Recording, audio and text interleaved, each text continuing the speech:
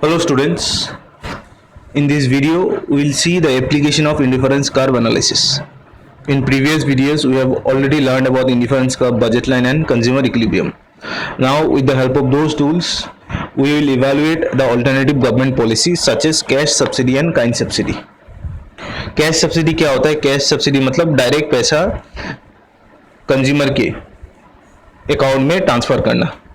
यहाँ पे हम कौन सा कंज्यूमर का बात कर रहे हैं? जो गरीब है या फिर लोअर मिडिल क्लास से बिलोंग करता है, उसको गवर्नमेंट हमेशा सब्सिडी प्रोवाइड करता है.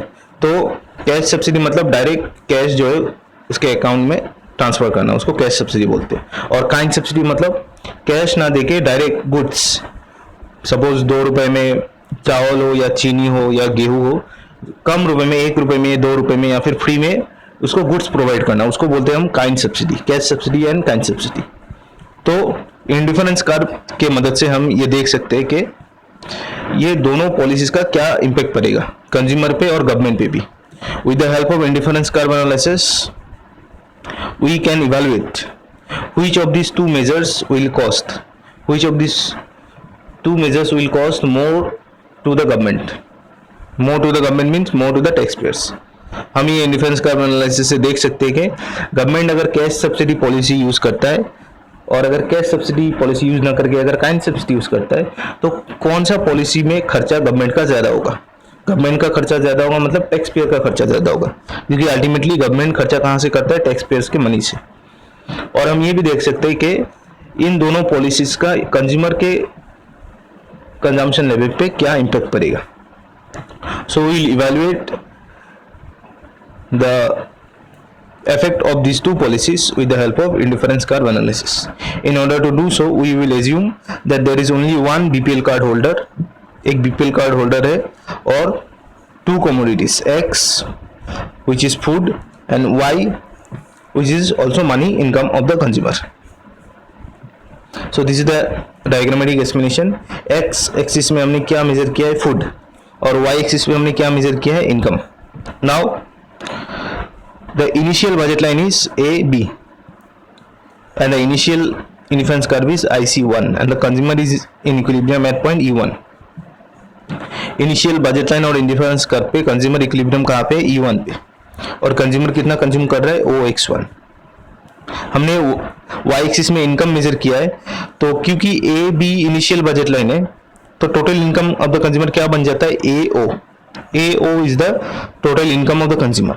और OX1 खरीदने में, कंज्यूम करने में AO का कितना इनकम उसका खर्चा कर रहा है? टोटल इनकम का कितना खर्चा कर रहा है? That is AZ. क्योंकि E1 से यहाँ पे वर्टिकल एक्सिस में कौन सा पॉइंट है? Z पॉइंट है. तो अपने AO टोटल इनकम का वो कितना खर्चा कर रहा है? AZ खर्चा कर रहा है OX1 को खरीदने के लिए. अभी गवर्नमेंट जो है कंसिडर करेगा, सपोज गवर्नमेंट चाहता है कि कंज्यूमर हायर इक्विलिब्रियम पर पहुंचे, हायर बजट लाइन पे पहुंचे. हायर इंडिफरेंस का मतलब हायर लेवल ऑफ सेटिस्फेक्शन. तो ये करने के लिए गवर्नमेंट क्या करेगा? हम एज्यूम करेंगे कि government suppose provided food subsidy to the consumer. उस BPL कार्ड होल्डर को गवर्नमेंट ने फूड सब्सिडी दिया है. तो फूड सब्सिडी देने की वजह से अभी क्या होगा? कंज्यूमर जो है ज्यादा फूड पहले से ज्यादा कंज्यूम कर पाएगा. तो इससे जो बजट लाइन है वो कहाँ पे शिफ्ट करेगा? राइट साइड पे. लेकिन राइट साइड पे सिर्फ एक्स एक्सिस में ही शिफ्ट करेगा, वाई एक्सिस में शिफ्ट नहीं करेगा, क्योंकि कंज्यूमर का इनकम चेंज नहीं हुआ है. Income of the consumer is same और इनकम हमने वर्टिकली मेजर किया है, इसलिए AB से बजट लाइन शिफ्ट होगी. क्या हो गया? AB1. अभी कंज्यूमर ज्यादा फूड कंज्यूम करेगा फूड सब्सिडी देने की वजह से, तो AB से शिफ्ट होगी क्या हो गया? AB1. And at this point the consumer is in equilibrium at point E2 at a higher indifference curve IC2. Consumer equilibrium E2 पे है और यहाँ पे वो अब कितना कंज्यूम कर रहा है? OX2.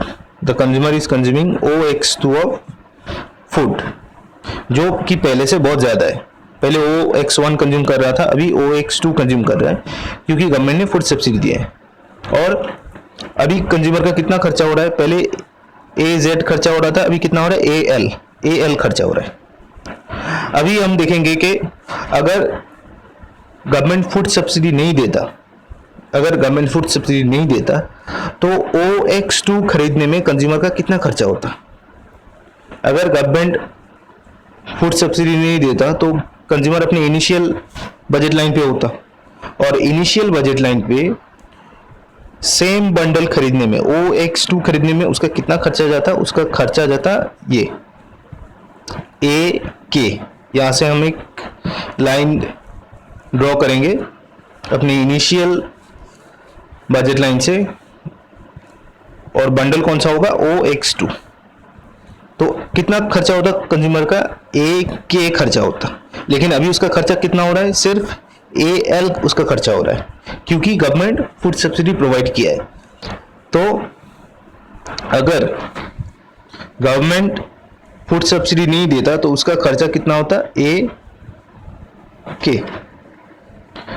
लेकिन क्योंकि गवर्नमेंट अभी उसको फूड सब्सिडी दे रहा है तो उसका खर्चा कितना है? अभी उसका खर्चा है AL खर्चा है।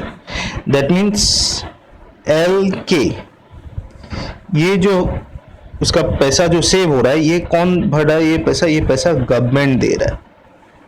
L और K, ये पैसा कौन दे रहा है? गवर्नमेंट। ये L और K, this is the cost of kind subsidy of the government. क्योंकि AO टोटल इनकम है, E2 बंडल खरीदने में कंज्यूमर का कितना जा रहा है? AL। और अगर गवर्नमेंट फूड सब्सिडी नहीं देता तो E2 खरीदने में उसका कितना जाता? AK। तो L और K कंज्यूमर का अभी सेव हो रहा है, LK कंज्यूमर का सेव हो रहा है, मतलब ये खर्चा कौन उठा रहा है? गवर्नमेंट उठा रहा है। तो ये हमको यहाँ पे मालूम पड़ गया। पहला चीज क्या मालूम पड़ गया कि फूड सब्सिडी का खर्चा कितना है? LK, number 1। पॉइंट नंबर 2 क्या है कि कंज्यूमर अभी हायर इंडिफरेंस का है, सेटिस्फेक्शन, हायर सेटिस्फेक्शन पे है, और कंज्यूमर अभी ज्यादा कंज्यूम कर रहा है food. Now we will see the effect of cash subsidy. अभी हम देखेंगे कि गवर्नमेंट अगर फूड सब्सिडी नहीं देके कैश सब्सिडी देता, दैट मीन्स डायरेक्ट इनकम उसके अकाउंट में भेजता, तो इसका क्या इम्पैक्ट पड़ता।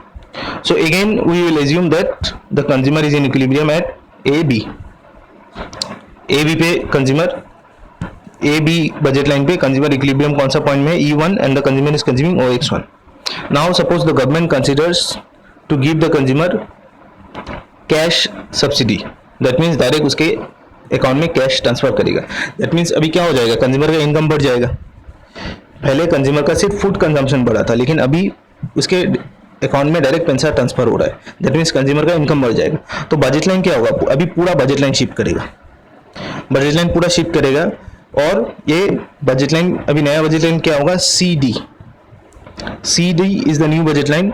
और ये जो हायर इंडिफरेंस का है, remember the consumer is in equilibrium IC1, और अभी ये जो CD है ये IC2 से कट करते जाएगा at point E3।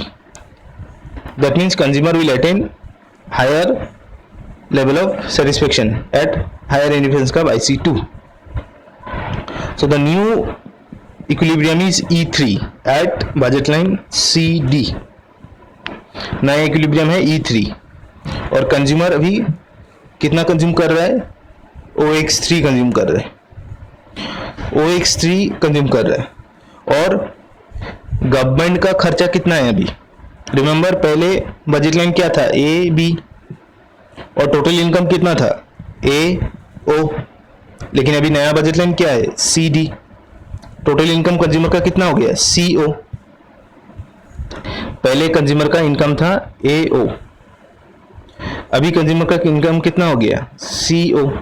That means the difference between AO and CO, difference क्या है? AO एंड CO डिफरेंस क्या है? CA is the difference. Income consumer का कितना बढ़ गया? CA बढ़ गया, CA इनकम कंज्यूमर का बढ़ गया, ये CNA। तो ये इनकम बढ़ गया, मतलब ये इनकम कहाँ से बढ़ गया? गवर्नमेंट ने कंज्यूमर को दिया, इसलिए बढ़ गया। तो this is CA is the cost of cash subsidy. Cash subsidy का कॉस्ट कितना है? CA। तो अल्टीमेटली हम क्या देख सकते हैं कि कैश सब्सिडी देने का खर्चा क्या है? CA है, और कंज्यूमर जो है पहले OX1 कंज्यूम करता था, अभी कितना कंज्यूम कर रहा है? हायर फूड कंज्यूम कर रहा है, OX3। Now we will compare this two policies. अभी हम दोनों पॉलिसीज को कंपेयर करेंगे। फूड सब्सिडी का खर्चा गवर्नमेंट के लिए कितना था, LK, और कंज्यूमर कितना कंज्यूम कर रहा था, OX2। और कॉस्ट ऑफ कैश सब्सिडी का खर्चा कितना है, CA, और कंज्यूमर कितना कंज्यूम कर रहा है, OX3। तो दोनों कंपेयर करके क्या मालूम पड़ता है, यही मालूम पड़ता है कि कैश सब्सिडी का खर्चा गवर्नमेंट के लिए कम है। गवर्नमेंट के लिए कम है मतलब टैक्स पेयर के लिए कम है, और फूड सब्सिडी का खर्चा गवर्नमेंट के लिए ज्यादा है। LK is greater than CA, तो फूड सब्सिडी का खर्चा ज्यादा है, दैट मीन्स गवर्नमेंट का खर्चा ज्यादा है, टैक्स पेयर का खर्चा ज्यादा है। और दूसरा पॉइंट क्या है कि कैश सब्सिडी और फूड सब्सिडी को अगर हम कंपेयर करेंगे तो कंज्यूमर ज्यादा फूड कंज्यूम करेगा जब गवर्नमेंट काइंड सब्सिडी देगा, फूड डायरेक्ट उसके प्रोवाइड करेगा, OX2 कंपेयर टू OX3 जो कि कैश सब्सिडी में मिलेगा। अभी दोनों पॉलिसीज में कौन सा अच्छा है, दोनों पॉलिसीज का एक गुड इफेक्ट है, एक बैड इफेक्ट है। कैश सब्सिडी का गुड इफेक्ट है कि गवर्नमेंट का खर्चा कम होगा, बैड इफेक्ट क्या है, कंज्यूमर कम कंज्यूम करेगा। काइंड सब्सिडी का गुड इफेक्ट क्या है, कंज्यूमर ज्यादा कंज्यूम करेगा, OX2, लेकिन गवर्नमेंट का खर्चा ज्यादा होगा। तो अभी दोनों में से कौन सा पॉलिसी यूज करना है, ये डिपेंड करेगा गवर्नमेंट के ऊपर। अगर गवर्नमेंट के पास सरप्लस फूड अवेलेबल है, फूड सरप्लस में है, एकदम गोदाम में बहुत सारा फूड भरा हुआ है, तो गवर्नमेंट काइंड सब्सिडी प्रोवाइड करने से गवर्नमेंट के लिए ज्यादा अच्छा रहेगा। और अगर गवर्नमेंट ज्यादा कंसर्न है अबाउट करप्शन के ऊपर ज्यादा कंसर्न है और डायरेक्ट पैसा भेजना चाहता है कंज्यूमर पे, ताकि कंज्यूमर सिर्फ फूड पे ही नहीं बाकी चीज़ों पे भी खर्चा कर सके, अपना लिविंग स्टैंडर्ड को इंक्रीज कर सके, तो गवर्नमेंट के लिए क्या करना अच्छा रहेगा, cash subsidy, direct cash transfer करना अच्छा रहेगा। तो दोनों में से कौन सा पॉलिसी अच्छा रहेगा ये डिपेंड करेगा सिचुएशन के ऊपर।